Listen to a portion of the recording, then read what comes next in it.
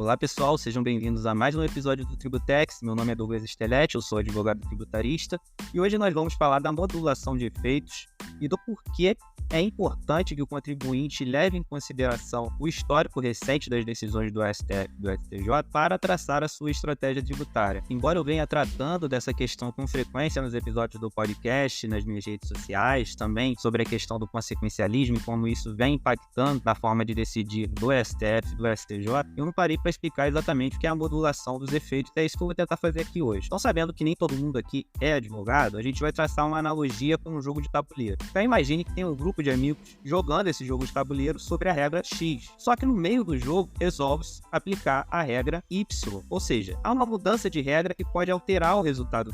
Então, em comum acordo, aqueles amigos decidem que as ações ocorridas na vigência da regra X deveriam ser preservadas para que aqueles jogadores não sejam prejudicados. E é basicamente isso a figura da modulação de efeitos. A modulação de efeitos, na verdade, ela não é nova. Ela foi trazida no ordenamento jurídico brasileiro lá em 1999, mas no passado recente houve um aumento demasiado e perceptível para o público em geral na utilização do Instituto pelo Supremo Tribunal Federal e pelo Superior Tribunal de Justiça, principalmente quando a gente fala de casos tributários em que há um impacto nos cofres públicos ou nos cofres dos particulares, que no caso são os contribuintes. E há uma relação quase que simbiótica entre a modulação de efeitos e a morosidade do judiciário. Por quê? A modulação de efeitos ela foi pensada para assegurar a segurança jurídica e o excepcional interesse social. Ou seja, quando você tem um judiciário que demora 10, 20 anos para julgar uma causa, você aumenta a possibilidade da decisão do Supremo Tribunal Federal e do Superior Tribunal de Justiça impactar muito fortemente o cofre público ou o cofre particular, quando a gente está falando das causas tributárias. Veja bem, ao longo de 20 anos que um caso está para ser julgado, ou seja, em que o STF está para definir se uma lei vai ser constitucional ou não, o Estado continua cobrando aqueles valores e os contribuintes continuam a não pagar esses valores, a depender da situação que está sendo julgada. Então, a depender da decisão, ou o Estado vai ter que devolver tudo que foi pago indevidamente, e olha o tamanho do rombo, do impacto nos cofres públicos que isso pode ocasionar, ou o contribuinte vai ser condenado a pagar o que ele deixou de pagar. Então, olha também o tamanho do impacto se o contribuinte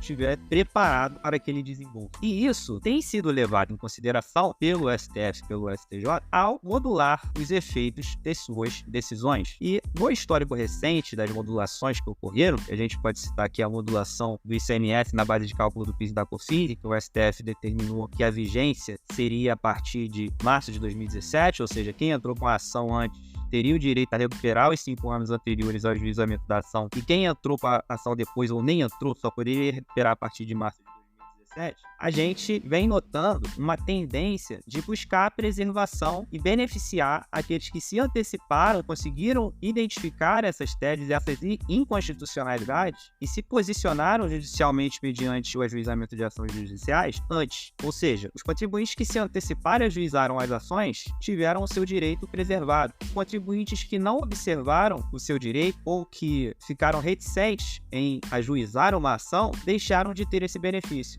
Então imagine duas empresas no mesmo setor em que uma ajuizou a ação em 2010 e a outra ajuizou em 2018. A de 2010 consegue recuperar valores desde 2005, enquanto a de 2018 só vai conseguir recuperar a partir de março de 2017. Então, olha a injeção de caixa que a empresa que entrou com a ação em 2010 vai ter, em contraponto com a injeção de caixa que a empresa que entrou com a ação em 2018 vai ter.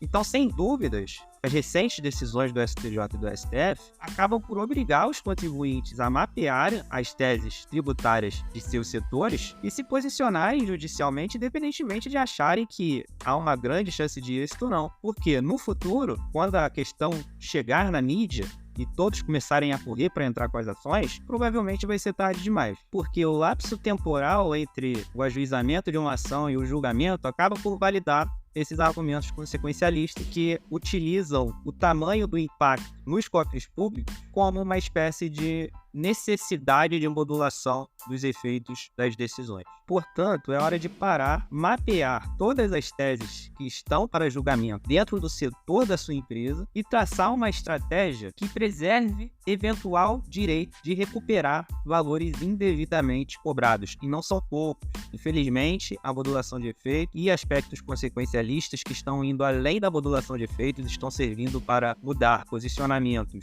históricos dos tribunais superiores, estão validando práticas inconstitucionais. Embora isso não fique claro na edição das leis, percebe-se que há pouca preocupação com possíveis medidas que extrapolam os limites constitucionais ou os limites legais. Pois no futuro, tendo em vista que vai demorar muito tempo até que o Superior Tribunal de Justiça ou o Supremo Tribunal Federal defina se a questão é válida ou não, o Estado se sente confortável em garantir o fôlego imediato, pois há uma sensação de que no futuro eventual impacto será reduzido. Ou seja, não chegará nem perto o valor a ser devolvido do que foi arrecadado através de práticas inconstitucionais. Portanto, reforço, posicione-se. Então é isso, pessoal. Agradeço a audiência e até o próximo episódio.